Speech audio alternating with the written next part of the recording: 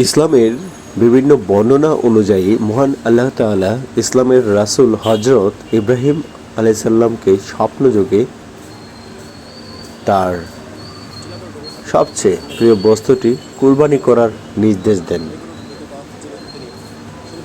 তুমি তোমার প্রিয় বস্তু আল্লাহর নামে কুরবানি করো। ইব্রাহিম আলাইহিসসালাম স্বপ্নে এরূপ আদেশ পেয়ে 10টি উট কুরবানি করলেন। পুনরায় তিনি আবারও একই স্বপ্ন দেখলেন। অতঃপর ইব্রাহিম আলাইহিসসালাম এবার 100টি উট কুরবানি করেন। এরপরেও তিনি একই স্বপ্ন দেখে ভাবলেন, আমার কাছে তো এই মুহূর্তে প্রিয় পুত্র ইসমাইল ছাড়া আর কোনো বস্তু নেই। তখন তিনি পুত্রকে কুরবানির উদ্দেশ্যে প্রস্তুতি সহ আরাফাতের ময়দানের উদ্দেশ্যে যাত্রা করেন।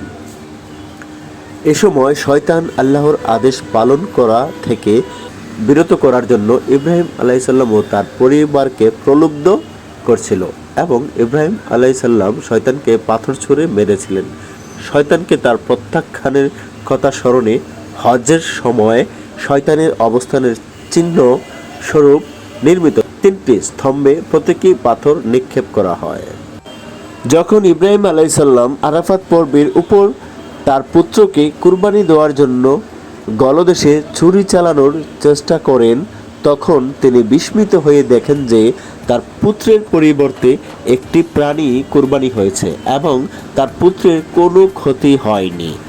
ইব্রাহিম আলাইহিসসালাম আল্লাহর আদেশ পালন করার দ্বারা কঠিন পরীক্ষায় উত্তীর্ণ হন। এটি ছিল 6 সংখ্যক পরীক্ষা।